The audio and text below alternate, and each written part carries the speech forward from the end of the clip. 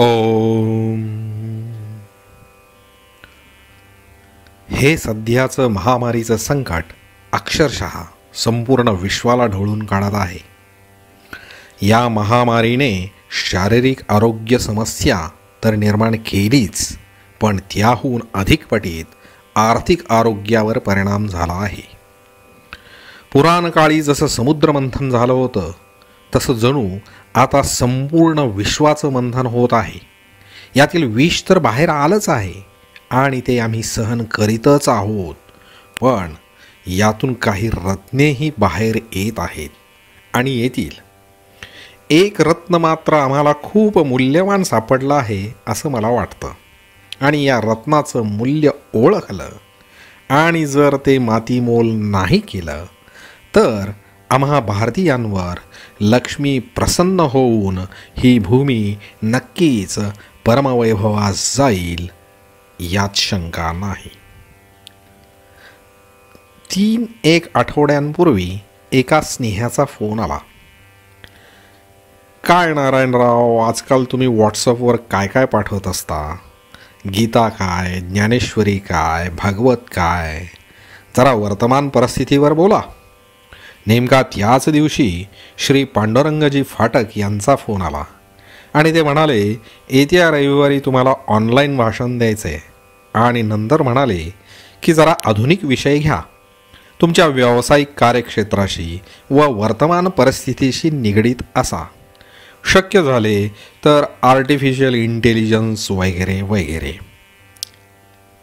वर्तमान परिस्थितीतील नकारात्मक बाजू नक्कीच आमच्यासमोर आहे, परंतु या संकटाचे संधीत रूपांतर करण्याची एक सकारात्मक बाजू आहे, अर्थात तिचा उपयोग करून घेतला तर. त्यावेळी घेतलेला विषय आपल्यासमोर थोडक्यात पुनर्रचना करून मांडत आहे, श्रुतिलेख म्हणजे बोलीभाषेत ऑडिओ आर्टिकलच्या माध्यमातून. हा विषय तसा आर्थिक विषयाशी निगडीत आहे आणि मी त्यात तज्ज्ञ नाही, त्यामुळं आजवर जे मी वैयक्तिक अनुभवले आणि आचरले त्या आधारे हा विषय मांडत आहे. म्हणजेच यात गुगल गुरूंचा, सोशल मीडिया गुरूंचा आधार घेतला नाही, त्यामुळे काही त्रुटी असण्याची शक्यता जास्त. असो, आता मुद्द्यावर येतो. काय आहे ते अनमोल रत्न? ते आहे आम्हाला अगदी तळागाळातील व्यक्तीपासून ते थेट पंतप्रधानांपर्यंत, म्हणजे गल्लीपासून ते दिल्लीपर्यंत प्रकर्षाने झालेल्या आमचा भारत हा आत्मनिर्भर असायला पाहिजेच, हाच साक्षात्कार, याचा साक्षात्कार. अरे चाहत, हे होय आत्मनिर्भर भारत म्हणजे स्वदेशीचा प्रचार आणि प्रसार, यात नवीन ते काय? राजीव दीक्षित यांची भाषणे आम्हाला तोंडपाठ आहेत. असा विचार ज्यांच्या मनात आला त्यांनी सावध होण्याची गरज आहे, कारण त्यांना अजून याचा साक्षात्कार झालेला नाही. व्यायामाचं महत्त्व सर्वांनाच माहीत असतं, पण मनुष्य व्यायाम केव्हा करायला लागतो? जेव्हा त्याला त्याचा साक्षात्कार होतो. जेव्हा डॉक्टर सांगतात तुमचं BP शुगर ठीक नाही आहे, वजन खूप वाढलं आहे, जरा कमी करा, मग मनुष्य व्यायाम करायला लागतो. त्यामुळे या काळात आत्मनिर्भर भारत याचा साक्षात्कार ज्याला झाला नाही तो एका दृष्टीने सुदैवी, कारण त्याला या चायनीज महामारीची झळ पोहोचलेली नाही असं म्हणूया, आणि दुसऱ्या दृष्टीने ते महादुर्दैवी, कारण एक अनमोल रत्न त्यांच्याकडून मातीमोल होण्याची शक्यता आहे. बिचारे राजीव दीक्षित ओरडून ओरडून थकले, त्यांनी आपलं बलिदान दिलं, पण जनतेस साक्षात्कार झालेला नव्हता. म्हणजे अगदी कठोर भाषेत टिंबटिंबवर लाथ बसली नव्हती, आणि त्यामुळं अभियान म्हणावे तसे यशस्वी झाले नाही. आत्मनिर्भर भारत ही आपल्या लोकप्रिय पंतप्रधानांनी केलेली ही अगदी अलीकडची म्हणजे बोलीभाषेत लेटेस्ट घोषणा आहे. पूर्वी आपल्या एका पंतप्रधानांनी गरिबी मुक्त भारत अशी घोषणा केली होती. त्यानंतर आणखी एका पंतप्रधानांनी भ्रष्टाचार मुक्त भारत अशी घोषणा केली होती. आपल्या वर्तमान लोकप्रिय पंतप्रधान श्री नरेंद्र मोदी यांनी केलेली स्वच्छ भारत ही सुद्धा घोषणा आपल्याला माहिती आहे. गरिबी मुक्ती असो, भ्रष्टाचार मुक्ती असो, स्वच्छ भारत असो वा आत्मनिर्भरता असो, या विषयावर कोणालाही बोलायला सांगा, तो एकदम पोट तिडकीने बोलेल. कोणी तो सांगेल की कोणी काय करायला पाहिजे, म्हणजे अगदी विस्तृतपणे व तपशीलपणे प्राणपणाने तो अगदी सांगेल की कोणी कोणी काय काय करायला पाहिजे. सुरुवात पहिल्यांदा सरकारपासून करेल, मग व्यवस्थेने शासकीय यंत्रणा यांनी काय करायला पाहिजे ते सांगेल, मग लोकप्रतिनिधी, मग डॉक्टर, इंजिनियर, मग व्यापारी, व्यावसायिक असे करत करत तो अगदी शेजाऱ्यांपर्यंत येईल. म्हणजे शेजाऱ्याने काय करायला पाहिजे हे तो अगदी पोट तिडकीने आणि भरभरून सांगेल. पण मी काय करायला पाहिजे हे त्याच्या लक्षात येणार नाही. आणि हीच अवस्था माझी आत्मनिर्भर भारत या विषयावर बोलायचं म्हणून चिंतन करताना झाली. त्यामुळे ही घोषणा आमच्या पंतप्रधानांना करावी लागली, म्हणजे ही परिस्थिती आमच्यावर आली. याच्यात माझं काय चुकलं, मी काय करायला पाहिजे होतं आणि आता मी काय करायला पाहिजे याचा मी विचार करू लागलो. आणि त्यामुळे आज बोलण्याचा माझा भर जरी त्याच्यावर असला तरी मनुष्य स्वभाव आहे, दुसऱ्याकडे थोडे बोट दाखविले जाणारच आणि थोडंसं मी माझं असं होणारच. असो. चूक नंबर 1, शिक्षण घ्यायचं ते पुढील आयुष्यात चांगली नोकरी मिळवून पैसे कमवण्यासाठी. यातील मुख्य चूक ही की शिक्षण हे फक्त पैसा मिळवण्यासाठी घ्यायचं असतं. आणि उपचूक ही की मी एखादा व्यवसाय करू शकतो का हा विचार कधीच मनात डोकावला नाही. यासाठी मी कुटुंबियांना, माझ्या शाळेला, कॉलेजला, समाजाला, तत्कालीन सरकार व्यवस्थेला दोष दिला तर माझ्यासारखा मूर्ख मीच. शिक्षण घेत असताना एखादी नवीन गोष्ट शिकण्यापेक्षा परीक्षेत चांगले गुण कसे मिळतील यावरच भर होता. त्यामुळे पाठांतर कौशल्याने भरपूर गुण मिळवण्याची कला चांगलीच आत्मसात झाली, पण जे शिकता आले असते ते शिकायचे राहून गेले आणि नंतर कृती क्षेत्रात याची जाणीव झाली. हे उशिराचे शहाणपण होते.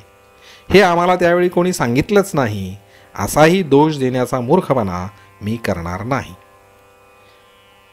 नंतर नोकरी शोधताना प्राधान्य विदेशी कंपनीला, म्हणजे मल्टीनॅशनल कंपनीला, त्यातल्या त्यात सुखाचे काम, भरपूर सुट्ट्या आणि अर्थात चांगला पगार, अशीच नोकरी बरी असाच विचार. सरकारी नोकरी आपल्यासाठी नाही असा एक गैरसमज मात्र नक्की झालेला होता. आणि मिलिटरी वगैरे तर स्वप्नातही नव्हते. अर्थात शरीरयष्टीही त्या लायकीची नव्हती. सुदैवाने एका छोट्या पण स्वदेशी विचाराच्या कंपनीत नोकरी मिळाली. सुदैवाने आवडते क्षेत्रात आरेखन व विकास, बोलीभाषेत डिझाईन आणि डेव्हलपमेंट या क्षेत्रात काम करण्याची सुरुवातीपासून संधी मिळाली. आजवर अनेक विदेशी उत्पादनांना पर्याय म्हणजे बोलीभाषेत इम्पोर्ट सबस्टिट्यूट उत्पादने विकसित करण्याचे काम मुख्य भूमिकेने करता आले आणि अजाणता का होईना आत्मनिर्भर भारतासाठी काही योगदान झाले आणि हे अजूनही चालू आहे. परंतु हे काम करताना काही चुका झाल्या आणि त्याची आजच्या परिस्थितीत जाणीव नक्की होते आहे. स्वतः जरी स्वदेशी उत्पादने बनवत असलो तरी इतर स्वदेशी उत्पादनांबद्दल हे कमी दर्जाचे असा पूर्वग्रह नकळत का होईना काल परवापर्यंत बाळगत आलो. भारतीय उत्पादनांची विदेशी उत्पादनांशी तुलना करताना मेड इन इंडिया म्हणजे कमी दर्जाचेच असणार असा पूर्वग्रह बाळगत आलो आणि आज कळत आहे की ही एक गंभीर चूक आहे. आणि यामुळे मी भारतीय उत्पादनांना त्यांची गुणवत्ता सुधारण्याची संधी नाकारली असे वाटते. दुर्दैवाने सर्व भारतीय ग्राहक हीच चूक करताना दिसत होता व आहे. निश्चितपणे हा दोष दाखविण्याचा मला अधिकार नाही, पण याबद्दल सतत बोलले गेले तरच मोठ्या प्रमाणावर एक सामाजिक जाणीव निर्माण होऊ शकेल. स्वदेशी उत्पादने निर्माण करणाऱ्या मोठ्या मोठ्या कंपन्यांमध्ये सुद्धा ही समस्या आमची उत्पादने विकताना जाणवली. ज्यावेळेस चांगले बजेट आहे त्यावेळेस स्वस्त व चांगल्या दर्जाची स्वदेशी उत्पादने उपलब्ध असताना ती हलक्या दर्जाची असा पूर्वग्रह बाळगून युरोपियन किंवा अमेरिकन किंवा जापनीज वगैरे नक्कीच चांगल्या दर्जाची असा पूर्वग्रह बाळगून उत्पादन खरेदीला प्राधान्य हे मी ज्या क्षेत्रामध्ये आहे त्यात नक्की अनुभवले. अर्थात त्याबद्दल मी कोणालाही दोष देऊ शकत नाही. कदाचित त्या जागी मी असतो तर असाच वागलो असतो. दुर्दैवाने मोठ्या स्वदेशी उद्योगात सुद्धा भारतीय उत्पादनांना बजेट कमी असेल तरच संधी मिळते हे दुर्दैवी वास्तव आहे. भले ते स्वतः या विदेशी उत्पादनांशी स्पर्धा करीत असतील बाजारात तरीही. त्याहून दुर्दैवाची गोष्ट आता अशी झाली आहे की गेल्या काही वर्षात कमी बजेट असेल तर मेड इन चायनाचा पर्याय उपलब्ध झाला आहे. म्हणजे स्वस्त असेल तर चायनीज घ्या आणि उत्तम गुणवत्तावाले महागडे हवे असेल तर युरोपियन वा अमेरिकन घ्या आणि मधल्यामध्ये भारतीय उत्पादने मागे पडतात. मग लगेच कोणीही म्हणेल तुम्ही चायनाप्रमाणे स्वस्त उत्पादने बनवा, नाहीतर पाश्चात्यांप्रमाणे उत्तम दर्जाची बनवा. आणि मग त्यालाही आमच्या प्रत्येकाकडे उत्तर आहे. चीनमध्ये असं असं आहे, तिथलं सरकार असं असं करतं, सरकार हे करतं, सरकार ते करतं, कामगार कार्यक्षम आहेत वगैरे वगैरे. या सर्वांवर चिंतन मंथन यांची नक्कीच आवश्यकता आहे. पण त्या अगोदर आम्हाला जे हे सहज प्राथमिकरित्या करता येईल ते केलं पाहिजे. आणि ते म्हणजे आमच्या लोकांनी बनवलेल्या उत्पादनांवर विश्वास, प्राधान्य आणि प्रोत्साहन. यासाठी पंतप्रधान मोदींनी फार छान मंत्र दिला आहे, वोकल फॉर लोकल. संघ असेल, ज्ञान प्रबोधिनी असेल, या मंडळींशी जोडलो गेल्यानंतर अनेक गोष्टी शिकायला मिळाल्या. त्यांचा मी कौटुंबिक व व्यावहारिक गोष्टीमध्ये, व्यावसायिक गोष्टीत भरपूर उपयोग करतो. त्यातील 2 महत्त्वाच्या गोष्टी म्हणजे, एक, कोणावरही फुली मारायची नाही, म्हणजे कोणालाही निरुपयोगी समजायचे नाही. आणि दुसरी, जबाबदारी दिली, विश्वास टाकला की क्षमता विकसित होते. बघा ना, त्यामुळेच माझ्यासारख्याला पांडुरंगजी फाटक यांनी आर्टिफिशियल इंटेलिजन्सवर बोलता का म्हणून सुचविले. या न्यायाने आपण आपल्या बांधवांच्या उत्पादनांवर पूर्वग्रहाने फुली मारण्याचे सोडून दिले पाहिजे. आणि संधी दिली तर ते नक्कीच गुणवत्ता विकसित करतील व चांगल्या किमतीत गुणवंत उत्पादने उपलब्ध करतील, यात शंका नाही. यावर जपानी लोकांचे अनुकरण केले पाहिजे. भारतातील कोणतीही कंपनी ज्यात जपानी कंपनीचा हिस्सा आहे तीमध्ये जपानी उत्पादनांनाच संधी दिली जाते. प्रथम उत्पादन जपानी आहे का याला प्राधान्य, नंतर गुणवत्ता व किंमत यांचा विषय. मी ज्या क्षेत्रात काम करतो त्यामध्ये मी एका कंपनीचं नाव नक्की घेऊ शकेन की ती फक्त जपानी आहे म्हणून भारतामध्ये करोडोंचा व्यवसाय करते. ती जर जपानी कंपनी नसती तर कदाचित भारतात तिने किती व्यवसाय केला असता, हे एक मला पडलेले मोठे प्रश्नचिन्ह आहे. असाही सुनाक. किंमत जास्त असूनही या कंपन्या आणि कमी किमतीत यापेक्षाही जास्त गुणवत्तेची उत्पादने उपलब्ध असताना या कंपन्या फक्त जपानी उत्पादनांनाच प्राधान्य देतात. हाच कित्ता आम्ही का नाही गिरवू शकत? मागच्या काळात काही चुका झाल्या आणखी. अनेक स्वदेशी उत्पादने स्वदेशी डिझाईनची बनवली, पण काही रिव्हर्स इंजिनिअरिंग या गोंडस नावाखाली खूप चालणारी काही विदेशी उत्पादने जशी त्या तशी म्हणजे मक्खी टू मक्खी बनवली. यांची संख्या 2-3 पेक्षा जास्त नसली तरी त्यातून खूप धडे मिळाले. ही सर्व उत्पादने कित्येक वर्षानंतरही तांत्रिकदृष्ट्या अजून स्थिर नाहीत. जे उत्पादन तुम्ही स्वतः तुमच्या तंत्रज्ञानाने बनवता ते सुरुवातीला धडपडते, अडखळते, पण काही काळातच ते भरभक्कम आणि परफेक्ट होते. तुमची, तुमच्या सहकाऱ्यांची, तुमच्या संस्थेची व अप्रत्यक्षपणे भारतीय समाजाची तांत्रिक क्षमता विकसित होते आणि हा मोठा दीर्घकालीन फायदा देणारा अप्रत्यक्ष लाभ आहे. उद्योग जगतात नवनिर्मितीचे वातावरण निर्माण होते. पहा ना, भारतात क्रिकेटचे वातावरण आहे म्हणून सुनील, कपिल, सचिन, विराट, धोनी किती नावं घ्यावीत. यासारखे अनेक गुणवंत जागतिक दर्जाचे क्रीडापटू अगदी सामान्य कुटुंबातून निर्माण झाले. याप्रमाणे जर उद्योग जगतात नवनिर्मिती, संशोधन यांचे वातावरण असेल तर आपोआप जागतिक दर्जाची उत्पादने विकसित होतील. रिव्हर्स इंजिनिअरिंग आणि कॉपी यामध्ये मोठा फरक आहे. रिव्हर्स इंजिनिअरिंग आवश्यक आहे, पण रिव्हर्स इंजिनिअरिंगचा उपयोग सध्या अस्तित्वात असलेल्या तंत्रज्ञानाच्या व उत्पादनाच्या एक पाऊल पुढे टाकण्यासाठी झाला पाहिजे. स्वदेशी तंत्रज्ञान विकसित करण्याचा दीर्घकालीन फायदा आणखी एक होतो की तुमच्या व संस्थेच्या क्षमतेबद्दल तुमच्या कार्यक्षेत्रामध्ये प्रचंड दीर्घकालीन फायदा देणारी विश्वासार्हता निर्माण होते. यासाठी संशोधन आणि विकास म्हणजे बोलीभाषेत रिसर्च आणि डेव्हलपमेंट याला खूप महत्त्व आहे. माझ्या पाहण्यात अशा अनेक कंपन्या आहेत, कित्येक वर्षापासून त्यांची उत्पादने बाजारात आहेत, पण संशोधन आणि विकास यासाठी अगदी नगण्य काम, नगण्य गुंतवणूक होते आणि अचानक बाजारात आलेल्या एखाद्या नवतंत्रज्ञानाने ही उत्पादने बाजारातील स्पर्धेच्या दृष्टीने धोक्यात येऊ शकतात. कारण तंत्रज्ञानात होणारे बदल यांच्या गावीही नसतात. संशोधन आणि विकास यामधील गुंतवणूक ही उशिरा पण दीर्घकालीन व खूप फायदा देणारी गोष्ट आहे, हे कित्येकांच्या गावी नसते. ज्यांना स्वतःचे उत्पादन बाजारात आणायचे आहे आणि दीर्घकाल बाजारात टिकवायचे आहे त्यांनी दुसऱ्या उत्पादनांची नक्कल करण्याच्या मागू लागू नये, असे माझे वैयक्तिक मत आहे. म्हणजे थोडक्यात रिव्हर्स इंजिनिअरिंग हवे, पण नक्कल म्हणजे कॉपी नको. या मंत्राचा मला खूप फायदा झाला आहे आणि होतो आहे आणि अभिमानाने सांगू शकतो की अशा प्रकारे विकसित केलेली काही उत्पादने बाजारात उपलब्ध तथाकथित पाश्चात्य प्रगत उत्पादनांच्या तंत्रज्ञानाच्या बाबतीत एक पाऊल पुढे आहेत. या बाबतीत मला दिसणारी काही सकारात्मक उदाहरणे सांगता येतील. ह्या लॉकडाऊनच्या काळात एक सुखद बातमी ऐकली आणि ती म्हणजे जिओने स्वतःचे स्वदेशी 5G तंत्रज्ञान विकसित केले आहे. आणि बघा, जिओ स्वतःचे आधुनिक तंत्रज्ञान विकसित करत आहे या बातमीने सुद्धा गुगल आणि फेसबुक सारख्या कंपन्या त्यात गुंतवणुकीसाठी आकर्षित झाल्या.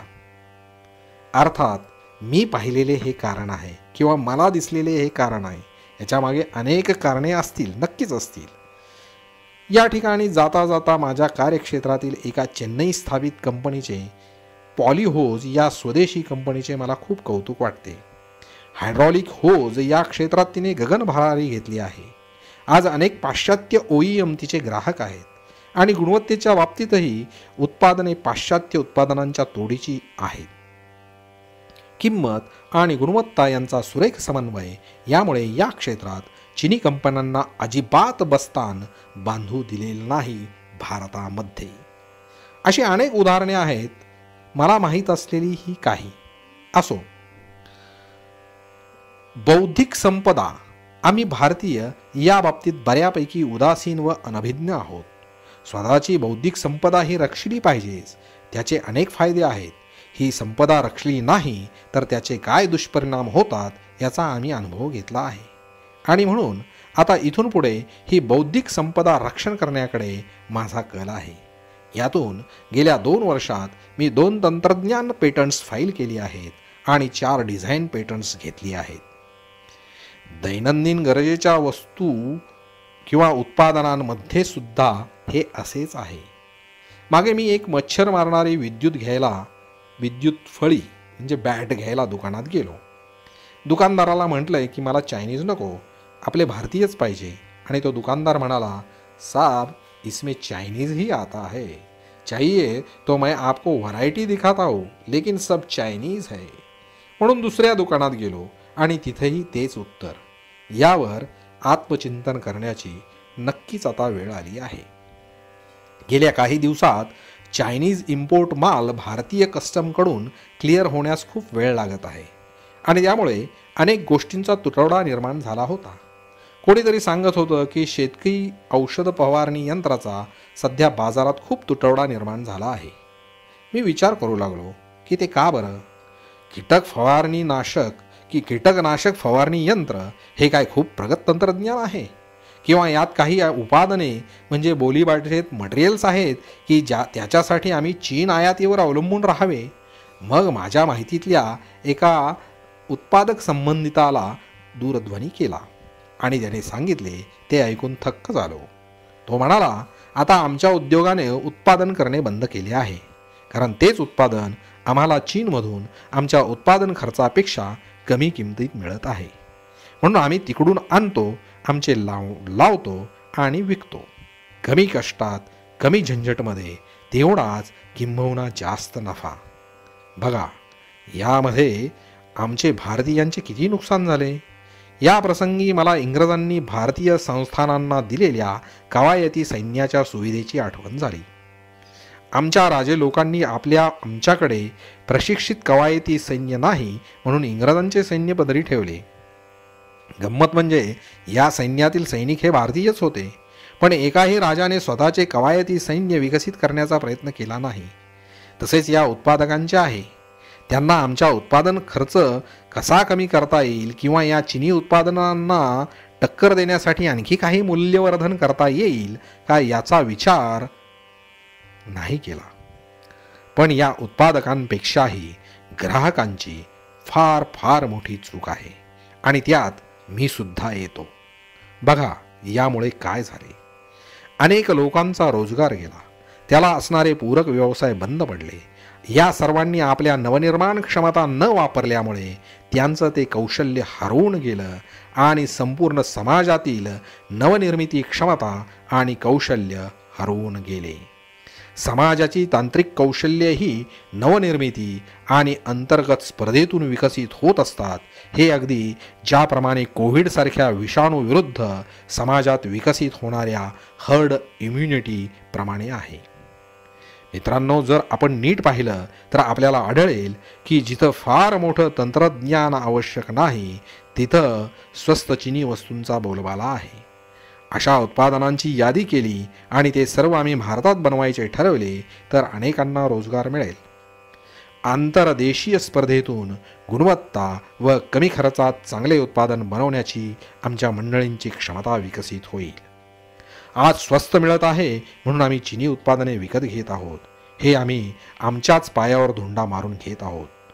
आत्ता 2 पैसे वाचवून त्याबद्दल किंवा त्या बदल्यात अप्रत्यक्षरित्या आमच्या पोटावर आम्हीच पाय देत आहोत. त्यामुळे प्रसंगी थोडे महाग घेऊ, थोडे कमी गुणवत्तेचे घेऊ, पण भारतीयच घेऊ हा मंत्र व हा आग्रह धरण्याची वेळ आता आली आहे. ज्यावेळी सरकारने जवळजवळ 180 चिनी ॲप्लिकेशनवर बंदी घातली त्यावेळी समाज माध्यमांमध्ये एक पोस्ट खूप फिरत होती.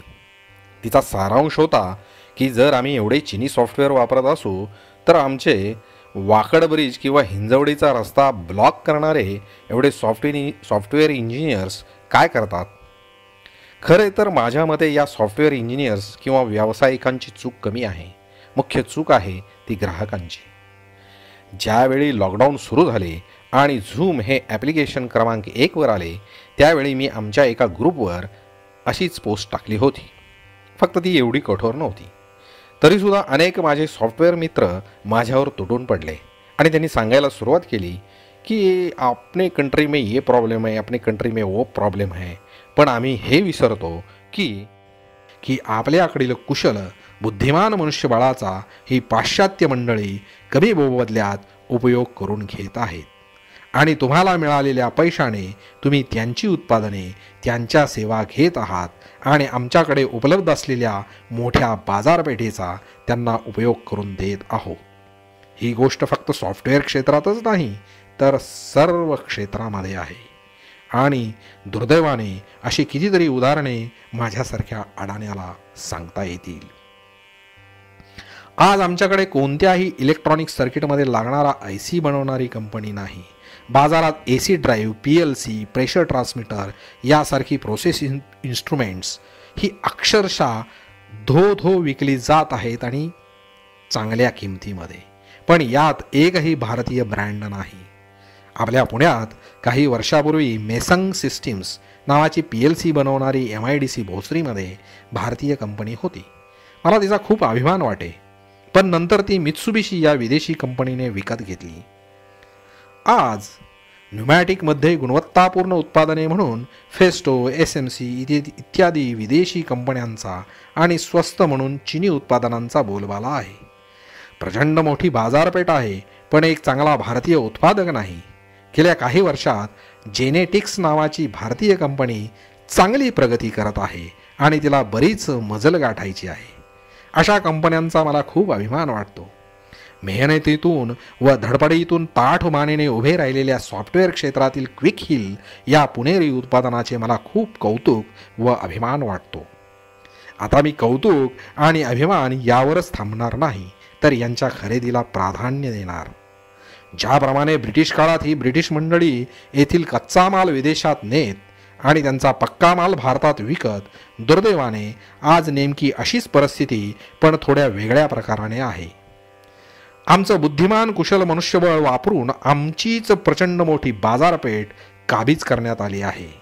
असे म्हणतात ना, ज्यावेळी आम्ही इतरांकडे बोट दाखवतो त्यावेळेस 3 बोटे आमच्या स्वतःकडे निर्देश करीत असतात.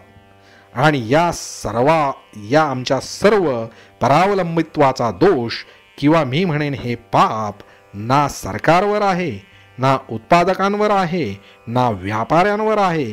ते मुख्यतः आहे ग्राहकांच्या म्हणजे आमच्या माथ्यावर. प्रत्येक नागरिक ग्राहक या भूमिकेत कायम असतोच. यात सरकार काहीतरी करेलच, पण खरोखरच जर काही क्रांती करायची असेल तर एकच मार्ग आहे आणि तो म्हणजे ग्राहकांनी दिलेला स्वदेशी वस्तूंच्या खरेदीला प्राधान्य. स्वदेशी घेऊ, मग त्यातले स्वस्त कोणते ते पाहू आणि त्यातला कोणता गुणवत्तापूर्ण आहे ते पाहू. स्वदेशी उपलब्ध नसेल त्यावेळेसच किंवा अत्यंत आवश्यकता असेल त्यावेळेसच विदेशीचा विचार करू. फक्त हा आणि हाच मार्ग. आणि उत्पादकांनीही आमचे उत्पादन आम्ही आमच्या तंत्रज्ञानानुसार विकसित करू. भले थोडे धडपडू अडखळू, पण स्वतःच्या तंत्रज्ञानाने उत्पादन बनवून स्वतःच्या नावाने बाजारात आणू. आता वेळ आली आहे की कोणतीही खरेदी करताना ती वस्तू प्रथम भारतीय बनावटीची आहे की नाही याला प्रथम प्राधान्य. प्रसंगी गुणवत्ता आणि किंमत यांच्याशी तडजोड. मागणी वाढली, उत्पादन वाढले की गुणवत्ता वाढते. उत्पादन खर्च कमी होतो व किंमत कमी होते. हा सर्वसाधारण अनुभव आहे. याचा चांगला उदाहरण म्हणजे ते आहे PPE किट. या बाबतीत सरकारला मर्यादा आहेत आणि म्हणून ही लोक चळवळ झाली पाहिजे आणि त्यातूनच हे होईल. स्वदेशी उत्पादकांनाही अभिमानाने आमचे उत्पादन स्वदेशात उत्पादित झाले आहे हे तर ठासून सांगावेच, पण फक्त उत्पादितच नाही तर स्वदेशी तंत्रज्ञानाने माझ्या स्वदेशी बांधवांनी विकसित केले आहे. असे पाहण्यात येते की उत्पादन स्वदेशात विकसित झालेले असून सुद्धा त्याला उत्पादक German technology, American technology, Swedish technology, Japanese technology, आणखी काही टेक्नॉलॉजी असा मुखवटा चढवून बाजारात येतात. हे आमच्या आत्मग्लानीचे दुर्दैवी उदाहरण आहे. असो, हे मी जे काही बोललो ते खरोखर लहान तोंडी मोठा घास याप्रमाणे आहे आणि त्यामुळे काही माझ्यावर नाराजही होतील, त्याबद्दल क्षमस्व. पण अगदी कळकळीने वाटते की आता वेळ आली आहे. भारताने आत्मनिर्भर असले पाहिजे. आता या आत्मनिर्भरतेची जी जाणीव निर्माण झाली आहे, ह्या जाणीवेची जी ज्योत पेटली आहे ती विझू देता कामा नये. आणि आता जर ही विझली तर ती पुन्हा पेटवणे अवघड. मी सुरुवात केली आहे. आज माझ्याकडे चायनीज फोन आहे. माझी कार भारतात बनली असली तरी भारतीय डिझाईनची, भारतीय ब्रँडची नाही. आता ज्या गोष्टी माझ्याकडे आहेत त्या मी टाकून तर देणार नाही, पण बाजारात काहीही खरेदी करताना मी भारतीय वस्तूंना प्राधान्य देणार आहे. माझ्या व्यवसायासाठी लागणाऱ्या काही आयात अवलंबित गोष्टींवरही नवीन येणाऱ्या उत्पादनाला जाहिरात वाक्य ठेवले आहे. Proudly designed and manufactured in India. धन्यवाद.